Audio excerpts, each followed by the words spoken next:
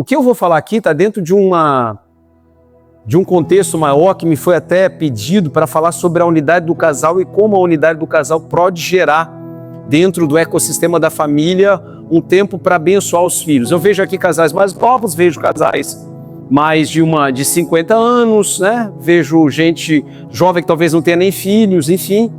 Vejo alguns aqui que por certo já são avós. Quem é avô aqui? Levanta a mão, por favor, só para eu saber. Aí, tem alguns avós, parabéns, né? Estou no caminho, um dia chego lá. E eu quero falar sobre isso aqui, sobre os filhos fortes. Por quê?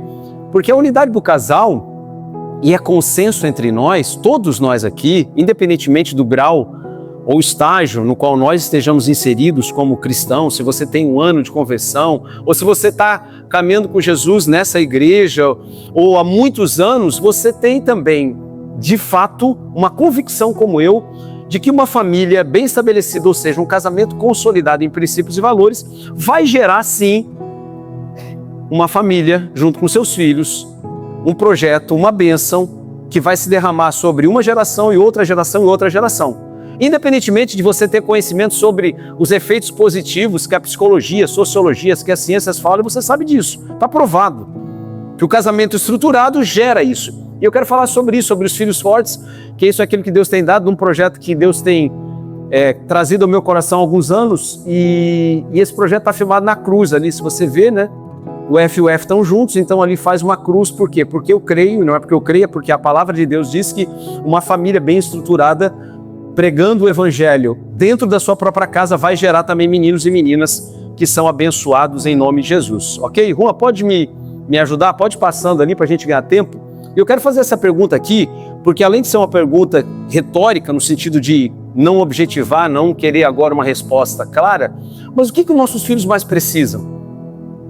Talvez nós aqui como pais, e mesmo que você não seja pai e mãe aqui, mas já comece a antever um futuro breve, o que nossos filhos mais precisam de fato? Eles precisam de mais lazer, de mais saúde, de mais... Eu vejo criança aqui, né? Eles precisam de mais tempo, eles precisam de mais amor, de mais recursos. O que eles mais precisam num tempo que nós estamos vivendo hoje, nessa geração, onde as coisas passam tão rápido, onde nós temos a conjunção da tecnologia com excesso de informação, com um quadro, vamos assim, de adoecimento emocional tão grande. O que a gente precisa?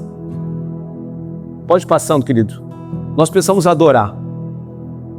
O Êxodo 5:23 fala de um texto onde Deus levanta, e aquele contexto você sabe disso, Deus levanta Moisés para libertar o povo, e quando Moisés ele tem uma fala junto a Faraó, ele não diz para Faraó que Deus havia comissionado ele para uma missão e que essa missão tinha um resultado outro, senão essa aqui, de adorar. Deus liberta o povo do Egito para adorá-lo. Nós temos em nós, há isso intrinsecamente no coração de cada criança, o desejo, há uma semente de adoração. E se esses meninos e meninas não adoram ou não aprendem desde pequenos em casa, por nós que somos pais e mães, que somos discipuladores, a adorarem a Deus, eles adorarão a si mesmos. E nós vivemos isso, um quadro trágico nessa geração, e talvez nos últimos 30 anos a gente não tenha isso de forma tão explícita como agora, rabiscado na nossa cara, de uma autoadoração nociva, perniciosa, e que tem gerado problemas inúmeros. E aí nós temos o quê? Uma visão muito clara do entorno, dos problemas de violência, de estrutura familiar, nós podemos elencar um monte aqui. Mas o centro disso é a adoração que não é dada a Deus. Isso é trágico. Isso diz respeito a nós, como pais e mães, que devemos ensinar os nossos filhos a adorar a Deus. Pode passar, querido. E essa adoração, esse texto, quando Deus trouxe ao meu coração, Jeremias 7,18, e me impactou muito, lá no início do ano passado, Jeremias 7,18 diz que os filhos apanham a lenha, os pais acendem o fogo e as mulheres amassam a farinha para se fazerem bolos à rainha dos céus. Há uma cronologia de ações aqui que envolvem os filhos, a esposa e o esposo. Nesse momento, o texto diz em Jeremias, o profeta que é levantado por Deus para anunciar o cativeiro que haveria de vir. Ele está dizendo, Deus está censurando, há uma palavra dura de juízo aqui, dizendo, olha, toda a família ela está voltada a uma estrutura perniciosa de não adoração ao eterno, mas a si mesmos. E aí você pode passando ali, Juan, que nós não temos muito tempo. Pode passar todos aqui dessa lâmina. Pode voltar um pouquinho, querido. Aí. Os meninos usam da sua força e inocência para cortar a lenha. Se você lembra do texto que a gente acabou de ler, diz que os meninos cortam a lenha. Quantos filhos da nossa geração, quantos filhos que nós conhecemos, dotados de capacidade, de habilidade, de talentos, estão cortando a lenha usando a ilustração do texto? Estão se devotando, estão se entregando a alguma atividade que os distancia de Deus cada dia mais. Seja na escola, por aquilo que eles ouvem, aprendem, e a gente não tem tempo para falar sobre isso. Seja por meio da cultura, que aí ela é condensada, apresentada através das músicas, dos textos literários, através das próprias leis. Quanta coisa que a gente vê, meninos e meninas, jovens, adolescentes, e a gente diz assim, puxa, está perdendo a vida, a gente fala isso muitas vezes, você está gastando, desperdiçando a tua juventude. Já viu isso? Depende, até falou isso. Você, nós falamos. Não faz isso. Essa é a época mais linda da tua vida. Por que você está fazendo isso? Os meninos estão cortando a lenha. As mulheres, por sua vez, usam da sua habilidade, organização e gerenciamento para amassar os bolos. Olha que roteiro trágico. Os meninos vão e com a sua força cortam a lenha. Trazem a lenha para dentro de casa. As mulheres dotadas de capacidade, mulheres virtuosas, Provérbio 31, ela gerencia, ela vende, administra uma propriedade, administra a sua casa, dá de comer aos seus. Que mulher é essa? São vocês as mulheres, segundo o coração de Deus. Provérbios 31. Essa mulher usa de toda essa arquitetura que Deus dotou a cada um de vocês, mulheres, para fazer o quê? Para amassar os bolos, gerenciar. Por que adianta a lenha se não tem alguém que gerencia? Perceba que nós vivemos então um contexto onde os filhos fazem da maneira como eles querem, a mulher que deveria administrar o lar, que deveria ser aquela que organiza todas as coisas, ela coloca toda essa habilidade numa ação que afronta o Deus eterno. E o homem usa o poder de comando para dar ordem aos filhos e preparar eles próprios os sacrifícios, homens que acendem fogo estranho em suas casas. Os meninos cortam a lenha, as mulheres amassam bolo, e os homens botam fogo, um fogo estranho. O quadro é trágico. E aí eu posso reduzir isso numa ilustração dolorida, mas é essa, que eu vou dizer, abre aspas, né? Os filhos vivem um quadro de distanciamento, em violências, independências, sejam através de qualquer outro tipo de, seja droga, seja internet, qualquer coisa que traga dependência. As mães, por sua vez, que deveriam e tem capacidade para isso, organizar, trazer para perto, acolher. Estão tão envolvidas com tantos afazeres, carregando pesos que não deveriam carregar. E os homens, por sua vez, com o poder de comando, muitas vezes usando da própria violência para acender um fogo estranho e aí sim consolidar um sacrifício à Rainha dos Céus. E aqui a Rainha dos Céus é apenas um arquétipo, é só uma construção, um símbolo de adoração a qualquer outro Deus. Qualquer outro Deus. Esse é um quadro que Deus trouxe ao meu coração e quando eu tenho orado por isso, eu tenho falado, meu Deus, quantas famílias, ao invés de terem os seus cultos domésticos, os cultos domésticos, queridos, onde o pai, a mãe, os filhos, todos ao redor da mesa abrem as suas Bíblias e falam de Cristo, do Evangelho, de Jesus. Os pais ensinam os filhos, falam sobre a maravilha da criação, falam sobre o deslumbre que era quando Deus cria Adão e Eva, fala sobre quando Deus abre o mar diante de uma grande multidão e leva o povo a passar e todo o Egito fica estarrecido diante da glória de um Deus soberano, provedor, que ouviu o clamor de um povo depois de 430 anos. De um Cristo que humildemente se humilha e morre por cada um de nós na cruz. E morrendo por nós nos permite viver a vida que Ele mesmo conquistou para nós, por graça e por mérito dEle. Não são histórias lindas que devem ser contadas para os nossos filhos? Por que não as contamos? Por que negligenciamos cada uma delas? Por que eles ouvem outras tantas histórias? E quando eu comecei a pensar sobre isso, pode passar, meu irmão, eu fiquei pensando sobre o nosso papel. Esses talentos são entregues a uma adoração falsa, que ela produz lamento, desespero e morte. Tem uma geração clamando, você sabe disso. Tem uma geração clamando. Hoje eu tenho dito na igreja, em outros ambientes onde Deus tem me levado, que os próximos 10 anos eu disse para Deus e fiz um combinado. Deus combinou comigo, eu combinei com Deus. Primeiro Ele combina com a gente. Que eu vou devotar, gastar ainda mais a minha vida para levantar uma nova geração para Jesus. Por que é para nós, né? Estou vendo aqui 2 meninas. Isso. Vejo uma grávida ali, né? Tem mais alguma moça grávida além da nossa irmã ali? Mas tem, 2 ali, parabéns.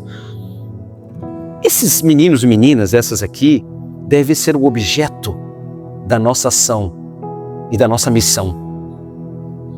Para que quando eles estiverem, essas meninas aqui com 12, 15, 18, 20 anos, mulheres, como os bebezinhos que elas nem ainda pariram, crescerem, encontrarem na casa delas com seus esposos um lar abençoado, eles vão conhecer o Cristo verdadeiro, o Evangelho verdadeiro e a adoração verdadeira e vão acender o fogo verdadeiro que nunca deixa de queimar. Só que esse fogo estranho se espraiou, se alastrou. Muitas vezes as crianças hoje do Evangelho, e eu estou falando agora como pastor, vão em igrejas e elas ouvem o Evangelho que não o Evangelho verdadeiro, o Evangelho que Cristo trouxe para nós como boa notícia, boa nova. Então esse trágico movimento que nós estamos vivendo tem gerado o quê? Angústia, insatisfação, dor, flagelo nessa geração. Pode passar uma. Isso aqui são apenas registros, e eu não vou me deter a isso, mas todos vocês devem saber sobre isso. Nós temos inúmeros informes que dizem que nós estamos vivendo hoje, essa geração, um problema trágico de depressão, de ansiedade, de suicídio, de tentativa de suicídio. E a gente que trabalha um pouco no ambiente, bastante muito, no ambiente juvenil, infanto-juvenil e de adolescência, e eu sempre trabalhei, sou advogado de formação na área da família, na área criminal, então durante esses 27 anos de formação eu sempre estive envolvido, seja na área criminal, entrando e saindo de presídios, seja atendendo famílias, problemas graves, desde estupros, violências, e sempre o sintoma é apenas resultado de uma causa única, a família desestruturada, em adoração falsa, vive num sentimento de culpa que é reproduzida, onde um lança sobre o outro uma culpa. Isso aqui é só um informe. Esse livro aqui, do Jonathan Hard, se cabe, né, algum tipo de orientação, compra o livro, de repente. Esse livro da Geração Ansiosa, ele foi um best-seller no ano passado, estourou no mundo inteiro, muita gente falando e ficaram atônitos com aquilo que ele traz, uma pesquisa longa, onde ele fala sobre a geração ansiosa. Eu tenho usado esse livro como um dos livros nos quais eu tenho colhido muita informação para trazer às famílias. E ele fala sobre essas 6 práticas espirituais que são negligenciadas. Dá uma olhada só nisso aqui para ver o que talvez nós estejamos negligenciando. Sacralidade compartilhada, corporificação, imobilidade, silêncio e foco, autotranscendência, pouca raiva e muito perdão, admiração profunda da natureza. 6 práticas espirituais. Talvez você tenha lido e fale assim, Everson, nem entendi direito. Calma. Talvez são palavras que não estão assim, né, no nosso dia a dia, do nosso vocabulário. Mas muito aqui faz, e eu quero pegar só aquela ali, ó. Eu acho que é a 4ª, silêncio e foco. Ei, nós precisamos silenciar. E quando nós silenciamos, nós aprendemos a ouvir os nossos filhos. Uma coisa que eu aprendi na criação da Larissa, da Débora e da Hannah, são as minhas 3 filhas. A Larissa já é casada, tem 26 anos. Vai fazer 26 agora em junho, tem 25. Era ouvir. E quando a gente é pai novo, a gente quer falar muito, né? E por natureza, eu como advogado já quero falar mais ainda. E a gente quer falar muito, que a gente conhece muito, quer ter todas as orientações, mas quando você aprende a ouvir e silencia, você silencia um turbilhão de coisas dentro de você para parar e apenas ouvir o seu filho. Parar e apenas ouvi-lo. Ouvi-la. Isso faz muita diferença. E quando nós negligenciamos essas práticas espirituais, não há como nós chegarmos, por exemplo, queridos, com 14, 15 anos, quando o menino vem, a menina vem e diz assim, pai, mãe, estou gostando daquele moleque. Eu falei, meu Deus, chegou a hora. Nunca pensei que ia chegar, mas chegou. Vai chegar uma hora. E que bom que chegue. Que bom que chegue. E que bom que chegue no tempo certo, segundo o padrão correto, segundo o movimento dos céus, na vida deles. Mas isso não é assim gratuito, não é um fruto de um tropeção que caiu e o moleque acordou, a menina acordou com 14, 15 anos e olhou para aquele rapaz certinho da igreja, como a gente diz, aquele estereótipo assim, da igreja, firmado, sabe? Rajado. Não acontece assim. Ou aconteceu assim conosco? Não aconteceu, nós demos cabeçadas na vida também. Mas, escute bem, se nós nos instruirmos nos caminhos de Deus, você já ouviu isso aqui a tarde inteira, com certeza. Se nós compartilharmos com Ele do Evangelho verdadeiro, vida na vida, mostrando que o nosso relacionamento, eu com a minha esposa comigo, é um movimento onde há amor, compartilhamento, aliança, cuidado, reciprocidade, fidelidade. Eles crescem objetivando isso. E naturalmente eles começam a se espelhar. E aí eles vivem longe de alguns estados que essas pesquisas mostram, e para mim isso aqui, sempre quando eu leio e eu estou em alguns grupos no Brasil e alguma informação chega nesse nível, meu coração dói, inquieta. É óbvio que você viu, ouviu e leu muita coisa sobre a série, né, Adolescência, da Netflix. Não sei quantos viram. Quem viu a série da Netflix Adolescência? Poucos aqui, então eu oriento você a ver. Dá uma olhada lá. Ela ganhou notoriedade no mundo inteiro, a série da Netflix Adolescência, 4 episódios apenas, e que falam sobre o universo hoje, de bullying, o universo terrível. Então é uma série dramática, pesada no sentido... Crianças, obviamente, não precisam ver, não devem ver. Você deveria ver. Eu aconselharia você a dar uma olhada lá. E é interessante, sabe o quê? Essa semana, ou na semana passada, muita gente veio falar comigo, né? Fala, o Everson, o pastor, eu vi a série da Adolescência. E aí fica aquele furor, aquela coisa, né? Puxa vida, nós temos... Eu falei, glória a Deus por isso, mas não permita que isso aí seja apenas um fogo de palha, no sentido de ficar assim no choque. Nossa, os meninos estão assim, o bullying, isso acontece na escola, pode acontecer um homicídio, isso, aquilo. Sim, acontece. Não acontece só nos Estados Unidos. Acontece no Brasil, aqui nas nossas escolas, todos os dias, todas as horas. Talvez aconteça com o seu filho. Mas é necessário que nós olhemos e falemos assim, peraí, vamos... Eu estou falando aqui de culto, de adoração, lembra? Amém, irmãos? Traga para dentro de casa, converse. E às vezes a gente discipula, fala na igreja, mas uma vez por semana, eu quero dizer para você, olha só, os grandes avivamentos da história foram precedidos de grandes movimentos de cultos domésticos inseridos e reinseridos. Tem um livro, nós publicamos esse livro em 2021, a Andapef, uma associação nacional do qual eu faço parte, que é um livro escrito por Matthew Henry, que foi um pastor presbiteriano piedoso do século XVIII. Ele escreveu esse livro em 1736 ou 34, A Igreja no Lar. Era uma pregação. Nós fizemos um livreto na época da pandemia, em 2020, e lançamos isso como um grande desafio. Matthew Henry sustentava naquela época, há 400 anos atrás, numa visão ainda profética, de que muita coisa estava mudando na Inglaterra, e ele dizia para os irmãos da igreja que eles deveriam se reunir uma vez ao dia, no mínimo, se não 2 como família, de manhã e de noite, todos em volta da mesa, lendo a palavra, conversando, debatendo. 2 vezes ao dia. Aí você pode falar, claro, eles estavam em 1700 e pouco, uma sociedade que não tinha o que nós temos hoje, nós vamos para um lado e para o outro de trabalho, isso aqui não tem como. Agora, irmãos, eu falo isso na igreja, será que uma vez por semana não seria possível? Eu reunir a minha casa, a minha família. Se eu tivesse que dizer alguma coisa só aqui embora, eu diria isso. Porque tudo que eu falar aqui, ou vai entrar no eixo, no vetor da informação que você não sabia, presta atenção, e aí você vai talvez ficar impactado. Tem uma valia nisso aqui, ok. Talvez entre no vetor, no eixo de que você já sabia e você foi consolidado naquela informação, ótimo. Mas o que vai fazer diferença quando a gente sair por essas portas aqui é o que de fato eu vou pegar com tudo que eu ouvi aqui desde as 13 horas e eu vou transformar isso numa ação concreta.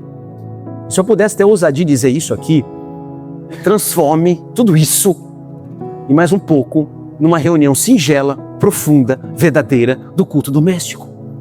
Pastor, eu não sou pastor. Nem devia te responder, mas vou responder. Quem é que disse que você precisa ser pastor, que eu preciso ser pastor para dizer em casa, gente, hoje tem um culto, hein? Vamos fazer a nossa reunião. Ah, pai, que chato isso aí, pô, tá louco? Todo mundo vai participar. Seja criativo. Nós vamos ler o livro de tal. Se prepare. Não, 1 hora, 30 minutos, a gente faz 30, 40 minutos lá em casa. Pega um texto. A Bíblia é linda, espetacular para você fazer isso. Chame as crianças. Uma vez eu trouxe lá e fiz um desafio, peguei o Salmo 103, que fala sobre aspectos da criação, eu dividi em 4 partes, 5 partes, são 5 pessoas lá em casa, minha mãe mora comigo desde que meu pai faleceu, e cada um ficou responsável por desenhar uma parte daquilo que o Salmo mencionava, que era uma parte da própria criação. Aí tinha falando sobre os animais, falando sobre os seres viventes, e cada um deveria representar artisticamente, numa folha, aquilo que Deus havia falado ao coração, para a semana que vem. Todos apresentaram, menos eu. E aí a minha senhora falou, pai, tu não trouxe? Eu falei, pá, perdão, eu escrevi, na verdade eu não desenhei, eu sou ruim de desenho, sou bom de escrever, mas desenho eu sou horrível, eu falo meu bonequinho aquele assim, sabe? Sim, papapá. Eu falei, mas eu escrevi como se fosse uma poesia, falando sobre a criação, e ficou muito bonito, guardamos aquilo ali.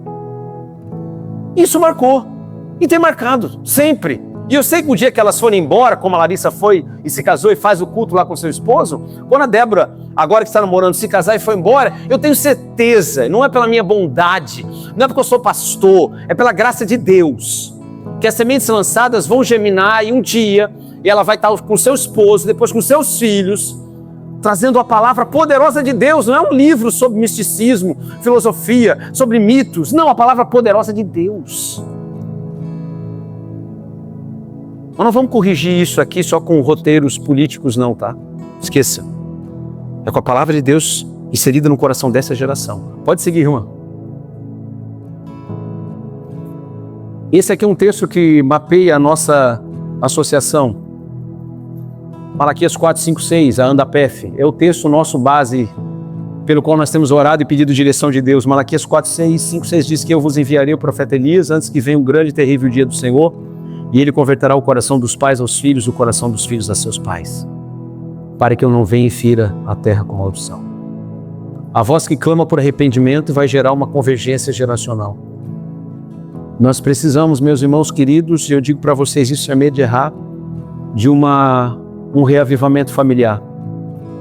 Eu fico feliz quando eu vejo que as igrejas estão crescendo. Claro que fico.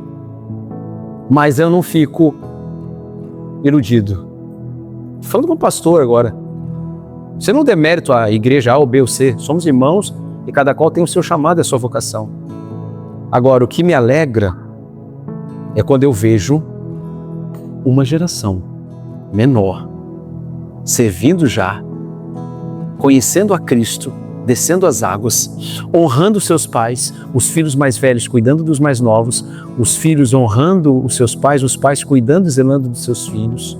Isso sim dá esperança no futuro. É ou não é?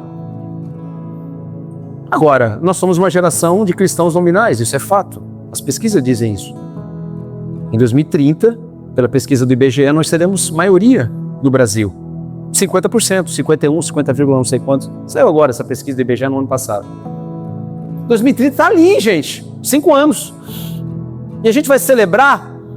Nós não deveríamos celebrar tanto quando no meio cristão evangélico, dado São Paulo, Secretaria de Segurança Pública de São Paulo, o índice de violência doméstica cresceu envergonhadamente no meio evangélico cristão. Como é que nós vamos celebrar?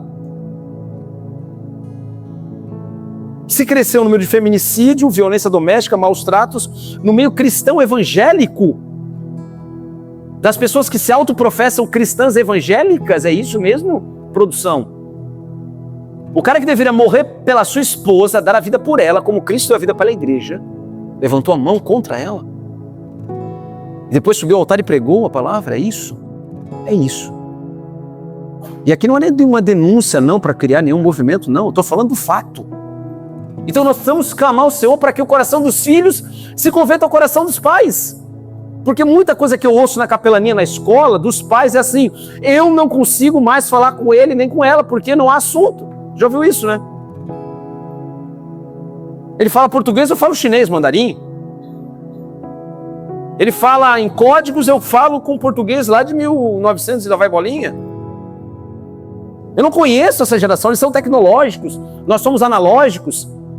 Nós não podemos fixar o nosso coração nisso, irmãos, quero conclamar você. Há uma palavra sobre nós. Nós nos movemos pela palavra de Deus, amém?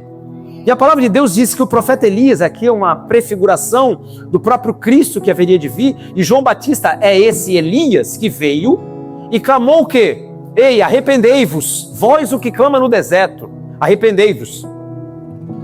Ele clama, Jesus vem, cumpre a sua missão, e a palavra diz que ele, o Cristo, ele vai converter o coração dos pais aos filhos e dos filhos aos pais. Isso é verdadeiro, é ou não é? Quando o filho se arrepende do mal que estava fazendo para o pai se arrepende do mal que estava fazendo para o filho, eles se encontram e se entrelaçam no próprio Cristo. Meu Deus, explode a família. Isso é lindo, isso é maravilhoso, não tem preço. E é isso que Deus está prometendo, só que nós temos que clamar. Nós temos que clamar por essa convergência espiritual e geracional. Eu ouço muitas vezes, eu vejo muitas pessoas aqui que, e por certo você trabalha em vários aspectos na sociedade, em vários ramos nós temos aqui. Você com certeza ouve do seu colega de trabalho, de pessoas que você convive, que está difícil, a gente não consegue mais alcançar essa geração, eles não querem mais visitar os mais velhos, eles não têm os mais velhos como bons conselheiros. Você não ouviu isso? Lá na capelania, na escola, lá no Colégio Batista, às vezes assim eu ouço de alguns pais que, além de não terem mais conexão com os filhos, no sentido de linguagem relacional, eles não conseguem entender a dinâmica dos filhos de vida, de ideias, propósitos. Há um vazio. É como se essa geração vivesse num vácuo existencial, onde o tudo não é nada. Ou seja, eu quero tudo, mas o que é ser tudo? Não sei. Já viu isso? Quantas vezes a gente também falou, né? Quer comer o quê? Eu não sei, estou com uma vontade de comer alguma coisa, mas não sei, uma fome do quê? Não sei. É ou não é?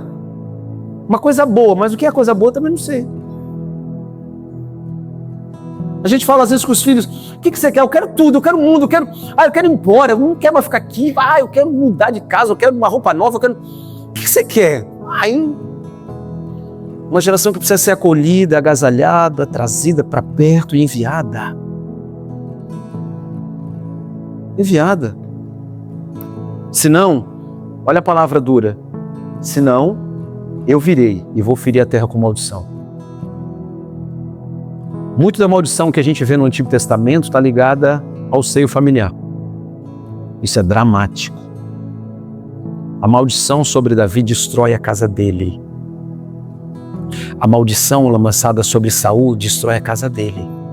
Tiro de ti o trono, e ninguém, quando Deus tira o trono pela boca de Samuel, Saul, ninguém da tua linhagem jamais ocupará esse lugar. Davi diz, Deus fala, você está arrependido? Ok. Deus agasalha ele de volta, mas diz, isso aqui vai reverberar nas tuas gerações. E acontece. Pum, pum, pum, e vai. Nós temos que ter um cuidado enorme em relação a isso. Muito do que a gente fala, diz, aonde a gente vai, o nosso movimento, está impactando as próximas gerações e está trazendo esse desenlace. Se nós não somos homens e mulheres de verdade, de palavra, eles nos veem como? Pessoas que são assim, lançadas pelo vento de um lado para o outro. E aí vivemos uma sociedade existencialmente vazia, que é facilmente captada por tudo. E eu não sei se você ouviu a nova agora, nova de alguns meses atrás, que são as associações, eu não diria nem de personalidade, dos Therians, que são identificação dos Therians. A gente não conhece, então assim, não sei quantos já ouviram falar dos Therians. Poucas pessoas, talvez 5 aqui.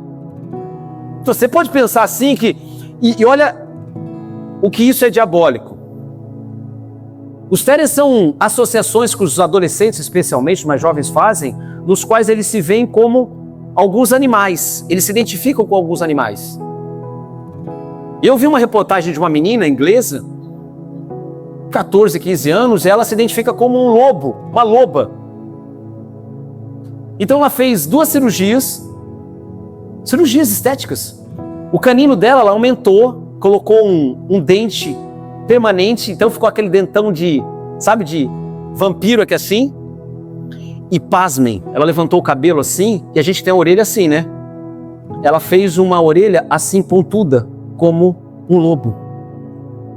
E ela estava com um negócio na cabeça assim, tipo, como se fosse uma peruca, né? E se fosse a cobertura do lobo. Então ela disse que ela se identifica com os lobos, ela uiva, ela anda de 4.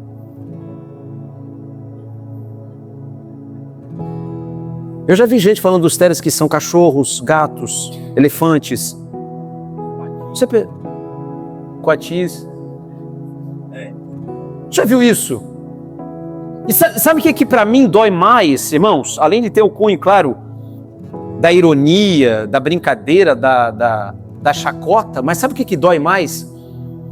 É olhar que o mundo, esse mundo caído, esse mundo, de alguma maneira ainda, por esse tempo, dominado por Satanás, de alguma forma, porque a palavra diz que o mundo jaz no maligno, ele olha isso de uma maneira assim, condescendente, normal, tipo, deixa eles serem quem eles são.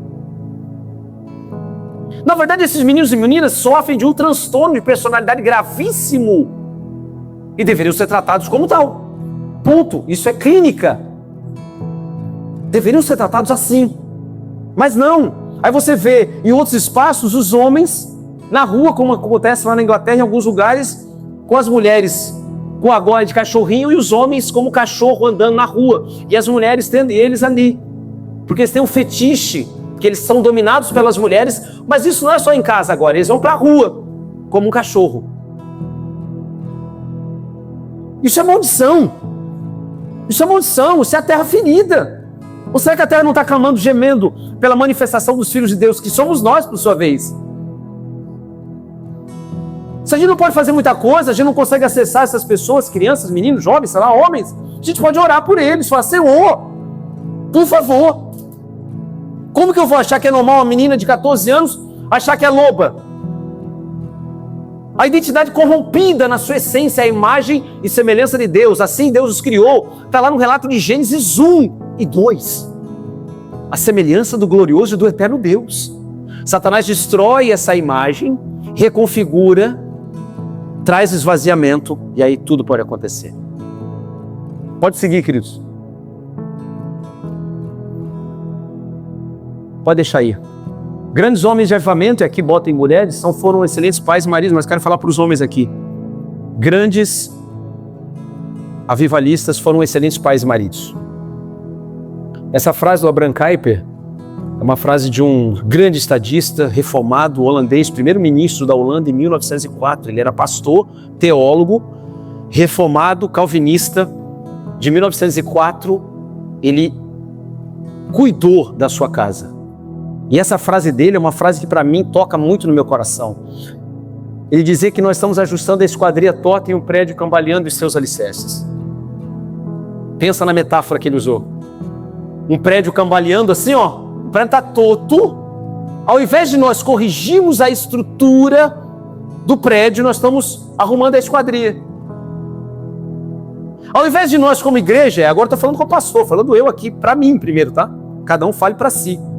Ao invés de nós olharmos para a família e envidarmos todos os esforços para levantarmos uma nova geração, nós estamos arrumando a esquadria. E arrumar a esquadria, me permita dizer, ser mais específico aqui, é preocupado talvez com alguns movimentos nossos, para autoendesamento nosso da igreja, com a expansão nossa, quando na verdade nós vivemos um flagelo dentro das próprias igrejas. Meninos e meninas que não encontram discipulado em casa. Estão com crise de identidade, são meninos ou meninas, porque ouvem o dia inteirinho na escola que eles podem ser uma coisa de manhã e outra coisa depois do almoço. E às vezes a gente está lá limpando as esquadrias e o prédio está cambaleando. E aí me lembro de uma ilustração de um pastor também, Jonathan Edwards, um grande evangelista do século XVIII, ele dizia, usando uma expressão, que muitas vezes nós estamos limpando a prataria do navio que afunda. Quem está disposto a limpar a prataria do navio que está afundando? O navio está afundando, eu vou limpar a prataria para quê? Muitas vezes as pessoas estão num movimento tão fatalista hoje, dizem assim, pastor, para de falar isso aí, porque é assim mesmo. Não tem como voltar, não. Já deu, a gurizada já foi, família já foi, filhos fortes isso não existe. Agora, sei lá, a gente criou os filhos para o mundo, né? Cuidado para que a gente não reproduza essas falas. A gente cria os filhos para o mundo. A gente cria os filhos para que eles fiquem 24 horas inseridos aqui numa dinâmica de relacionamentos perniciosos na internet. Nada contra a tecnologia, por ela mesma. Mas nós devemos nos levantar e não ficar trocando esquadrias de um prédio que está cambaleando. O meu chamado, a minha convocação aqui, queridos irmãos e irmãs, é que nós levantemos um clamor todos os dias por essa geração, pela sua casa, pela sua família. Ame seu filho, sua filha, mesmo que ele esteja ainda no ventre, como eu vejo aqui as moças. Ame, declare, libere palavras. Quando ele nascer, apresente o Cristo verdadeiro, não uma igreja, uma denominação, o Cristo verdadeiro, que faça com que a gente passe pelo vale da sombra da morte, que vai estar conosco no meio do luto, e ele vai saber o que é o luto. Mãe, o que é o luto? É agora que o vô morreu, a avó morreu, o meu primo morreu, o meu irmão morreu, nós passamos pelo luto, mas existe um Deus poderoso que pega pela nossa mão e nos conduz. Filho, filha, não descreia nisso. E quando nós formos apenas memórias para eles, isso vai ficar gravado no coração deles. Eles ouvem tantas coisas, nós ouvimos tantas coisas. Precisamos avançar e orar por eles, em nome de Jesus. Pode passar, Juan.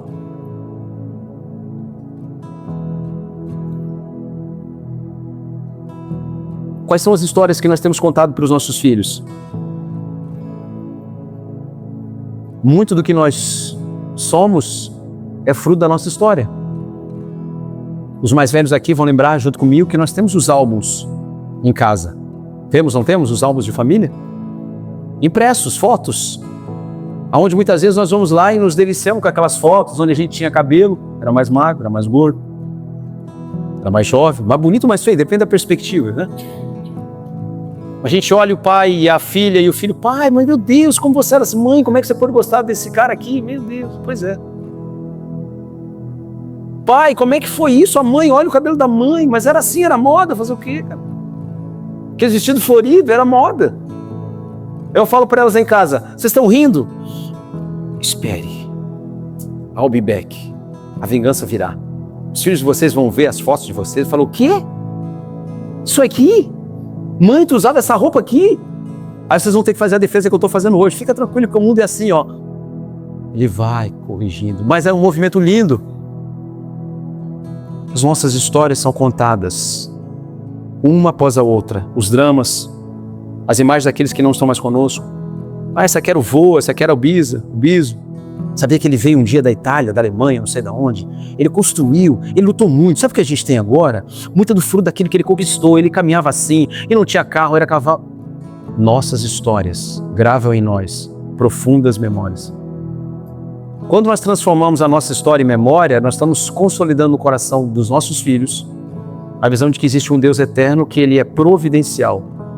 E a história providencial de Deus diz que ele criou todas as coisas com perfeição, cuida de todas elas, zela por todas elas, e um dia ele virá por meio de Cristo Jesus, reconciliar tudo por meio de Jesus nele, novamente.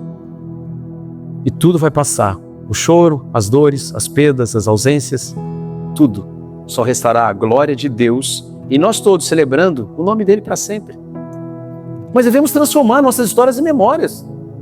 Eu pergunto, quanto tempo faz que você não chama seu filho, sua filha, para ver uma foto? Mas não é no celular não, porque no celular não tem graça, não é? Quem não nos ouça, mas não tem graça. O legal é pegar aquelas fotos, o álbum amarelado, a folha, puxa para cá, puxa para lá. Preto e branco, boa, é isso aí. Preto e branco. Onde a gente olha e fala assim, nossa, sabe o que é o lindo de tudo isso? Esses dias eu estava pensando, né? E aí, claro, a gente vai, chega nos 50, cheguei nos 50, e a gente pensa assim, nossa, um dia a gente tinha 25 anos, eu tive a minha primeira filha com 25, eu falei, puxa lá a vida. Hoje ela é uma mulher, ela é uma médica, ela está formada, ela cuida de pessoas, a mais velha. Hoje ela estava lá em casa almoçando, meu genro estava em São Paulo, trabalha, falou, pai, lá no Boa Vista hoje, se você for lá hoje Boa Vista, meu problema, minha filha vai estar lá, Larissa. Vou fazer o plantão lá hoje. Eu falei, tá, Deus te abençoe, filho. Eu vi ela saindo, pegou o carro, eu falei, caramba, bicho. Um dia eu peguei essa guria no colo, como o Ricardo falou, e ela era pequenininha assim. E eu orei, eu orava para Deus, falou, Senhor, leva ela no centro do teu querer. E me ajoelhava do lado do berço, quantas vezes eu chorei de noite, às vezes eu passava no quarto, E as minhas 3 filhas dormiam num quarto apertadinho, no apartamento primeiro que a gente teve, as 3, quando nasceu a Hannah, que era a última, né? Ficamos ali um aninho ainda. E as 2 maiores do beliche, eu passava e falava, nossa, elas estão 3 aqui, guardadinhas. Um dia elas não estarão mais aqui. E eu agradeci a Deus, falei, obrigado, me ajuda a viver e a usufruir desse tempo, porque um dia eu vou enviá-las para cumprir o propósito eterno. E elas estão indo. E quando ela saiu hoje, eu falei, Deus te abençoe, filha, um beijo. Ela está lá, cumprindo a missão dela, vivendo o tempo dela, debaixo dos ensinos que eu e a mãe dela trouxemos, e aquilo que ela tem vivido com seu esposo. Vale a pena isso. Mas não acontece como eu falei num tropicão assim. Transformar nossas histórias em memórias é viver isso e revisitar. Aí você pode falar assim, pastor, eu não tenho tempo. Mas eu vou convidar você a ficar aqui até meia-noite comigo. Nós vamos conversar. Porque se você não tem tempo para isso, você não deveria ter tempo para nada, me permita dizer. Você está desperdiçando a sua vida e a sua vida é um desperdício, com todo o amor e carinho que eu posso dizer isso aqui. Se você não tem tempo para isso, a sua vida é um desperdício. Está desperdiçando a sua vida. É hora de a gente se levantar, de clamar. Então você fala assim, eu já tenho meus filhos casados e crescidos, ore pelos seus netos. Ah, mas ore, e eu vou convidar você comigo numa escola essa semana então. Só numa. Para você ver centenas de meninos e meninas sem pais e mãe, órfãos de pais e mães vivos. Para você falar, agora eu vou agasalhar esses moleques aqui e vou trabalhar com eles. Pode passar, Juan. Os pais promovem a orientação, vou passar rápido isso aqui, porque eu não tenho tempo, já estamos caminhando. Proteção e direcionamento. Isso é ensino e diálogo, provisão e acolhimento, correção e disciplina. Pode passar? O erro de Ezequias, eu vou ler, depois eu vou falar, pode passar, que é o erro de Ezequias.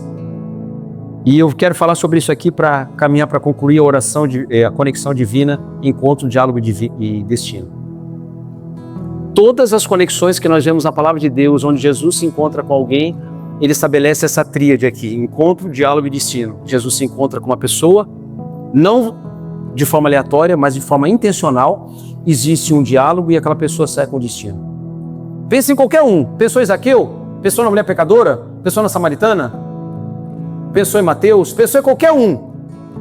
Há um encontro onde Jesus acolhe o movimento pleno da pessoa na sua integralidade. Ele acolhe a fala da pessoa, ele acolhe a dimensão histórica dela, ele acolhe os preconceitos dela, ele dialoga com ela e ele dá um destino. Ah, se nós fizéssemos isso em casa, todos os dias, ou tentássemos pelo menos, acolha. Eu sempre digo, conversas importantes requerem ambientes importantes. Não fale com seus filhos coisas importantes, saindo correndo, jogando a chave em cima da mesa, falando, já falei isso. Não, separe um tempo, por favor. Quero falar com você, vem cá, senta. Pai, o que é? Vou apanhar? Não, calma, toma um sorvete. Lá em casa a gente sempre fez isso, a Adriana deixou comigo sempre. E eu sempre quis fazer. Sempre quando era algum movimento, alguma coisa na escola, ou isso, aquilo, às vezes para tomar um café, eu convidava sempre. Agora, esse ano não comecei ainda meu cronograma, vou convidar as outras 2. Sempre convido uma separada da outra. Às vezes vamos juntos, mas às vezes falo, Débora, hoje é o dia teu com o pai. Então nós vamos no cinema, vamos tomar um café. Vamos fazer alguma coisa junto e vamos conversar sobre a vida. Como é que você está? Como é que está o teu coração? E antes ela tá namorando, eu falava, e aí os meninos? Ah, pai, para com isso. São tudo feio na minha sala. Eu falei, como assim? E os meninos que são bonitos não são homens. Meu Deus, agora ferrou tudo. Esse é um outro debate para mais 10 horas, né? Você sabe. Dramático. E eu falava, calma, ei, segura. Descansa o coração em Deus. Deus vai mandar. Ora, abre-se. E a gente conversava. Até que Deus mandou ano passado, jovem, igreja, baterista. Estava precisando de baterista na igreja, Deus já mandou. Olha que coisa linda, né? Eu estava precisando de um baterista novo na igreja, né? Para ter ideia. Deus mandou um baterista. Olha que coisa linda. Mais um filho. O outro, meu genro, é vocalista, instrumentista, toca guitarra e toca baixo e violão. E esse toca bateria. Eu falei, agora quem será, Senhor? O último. Quando eu me aposentar, daí eu vou ficar de canto, só vou ver eles ali. E eu falava para Débora, calma. Daí eu saio com a Hannah, que tem 14 anos, adolescente, aquelas coisas todas, para falar mais do Homem da Cobra. E eu vou ouvindo, vou olhando para ela, falando, nossa, como eu me vejo ali, com 14 anos, nossa, uau. E ela vai falando, sonhos, projetos, dramas existenciais, adolescência. Come, calma, deixa eu falar um pouquinho, come aí, pastel. Mas estamos encontrando ali, eu e ela. Volta para casa. Doeu o quê? Nada. Quanto foi? Um dia inteiro? Não, 1 hora. Gastou quantos? R$33, às vezes R$25. Marcou para a vida inteira. Teve alguma bondade porque eu sou extra magno? Não. Sou um pai que chamei para o encontro, dialoguei e dá um destino, um conselho, uma orientação. Persevere, filha. Vai orar. O que você quer fazer com a faculdade? Olha, eu vejo isso, vai atrás, busca. É um tempo de encorajamento, é um tempo de correção também. Filha, calma, segura, não é assim. Ah, porque a mãe não chegou para... Ei, respeita. Não doeu nada, mas isso aí eu aprendi como? Tropeçando? Não, sabe? Ei, eu aprendi com os homens mais velhos da minha igreja. Não foi com Samuel, não foi com Davi, não foi com Gideão, não foi com Paulo. Ah, pastor, mas que heresia? Não. Eu estou falando que a vida desses homens mais velhos, com famílias, que têm CPF, endereço, CEP, problemas e pecados, podem sim ser instrumento para mim e para você. Então não existe isso, cuidado, porque isso é uma visão gnóstica, que tem entrado no meio da igreja, que eu posso crescer sozinho. Não existe. Igreja é comunidade. Então glória a Deus pela sua vida aqui, tá? Glória a Deus por essa igreja amada. Colhe nas pessoas, nos líderes, nos pastores, se espelhe neles, os homens mais velhos, as moças mais novas, converse com as mais velhas. Tito fala sobre isso, que as mulheres mais velhas devem ser instrumento para que as mais novas observem-nas. E os jovens, portanto, mais novos, devem olhar para os mais velhos. Eu aprendi isso no dia a dia, não foi assim que... Funciona. Encontro, diálogo e destino. Pode passar, estamos acabando. Quero passar aqui esse videozinho. Só para mostrar um pouquinho da minha família. Algo deu errado. Algo certo. Opa. Algo Deus. Vamos ver. Mas Jesus sempre opera. Amém? Aí bota a pressão sempre no rapaz que está lá, né? Aí todo mundo fala, Jesus está operando, o problema é o rapaz. É o Juan, né? Brincadeira, Juan. Se não der, tranquilo, tá? Você ia passar ali, porque, enfim, mas... Vai dar. Aleluia. Glória a Deus. Mas antes de terminar e passar o vídeo, primeiro agradecer. E desculpa a rapidez com a qual eu tive que trazer um monte de informação, que às vezes a gente fica 2, 3 horas em cada ponto, e fala, e conversa, e abre. Mas eu não poder perder a oportunidade de poder estar nesse movimento tão lindo como igreja, e esse seminário família, para mim, é marcante. Eu vou em outros lugares que me convidam, falo, mas quando fala família, eu falo, uau, meu Deus. Quando fala criança, jovem, família, adolescência, futuro, expectativa e esperança que nós podemos ter no futuro, eu estou junto. E glória a Deus por essa amada igreja, pelos líderes, pelo pastor Juan, por você que está ali.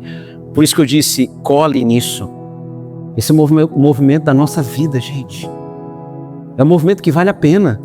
Formar uma nova geração e vê-los crescendo e servindo a Jesus.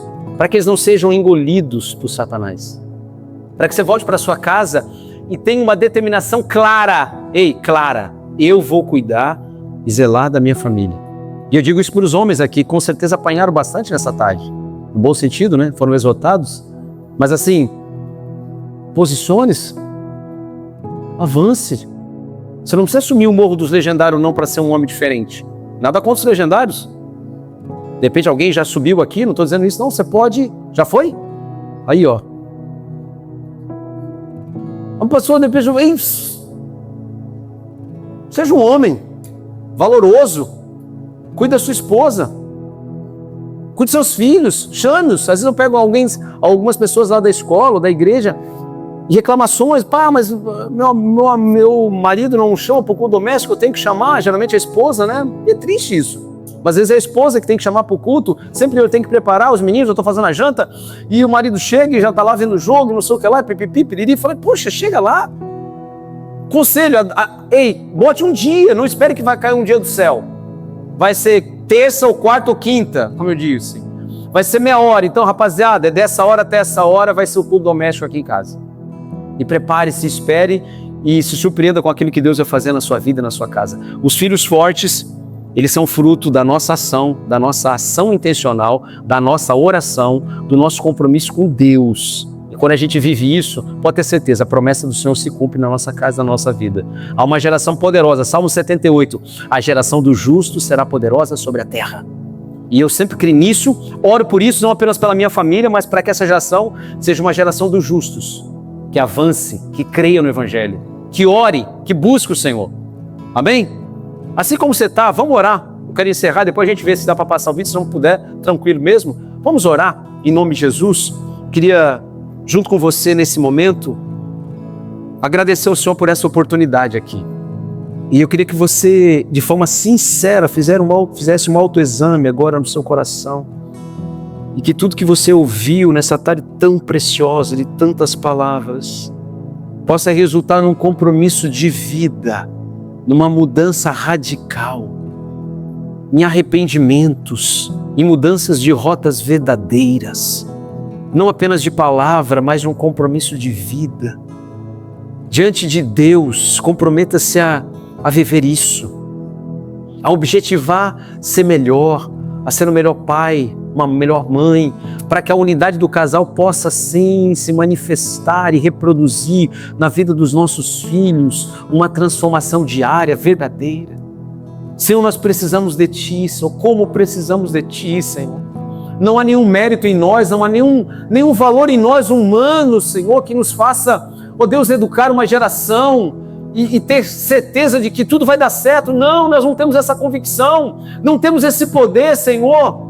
Não temos esse poder, meu Deus, mas nós temos sim sobre nós uma palavra de autoridade, nós temos sobre nós um mandato cultural, nós temos sobre nós, ó Deus, um comissionamento, e diante desse comissionamento nós estamos dizendo: Senhor, nós estamos aqui, usa-nos poderosamente assim como o Senhor quer. Transforma os nossos lares, transforma os nossos corações, transforma as nossas relações conjugais, Senhor. Transforma a nossa maneira de falar, de verbalizar, de acolher, de orientar, Senhor. Transforma, Deus querido, os nossos objetivos. Remove as prioridades, ó Deus querido, que não devem ser prioridades. Coloca nesse lugar, ó Deus querido, as verdadeiras prioridades. Traz o nosso coração para o centro do Teu querer, de maneira que a nossa história seja reconfigurada a cada dia, segundo a Tua boa vontade, meu Deus.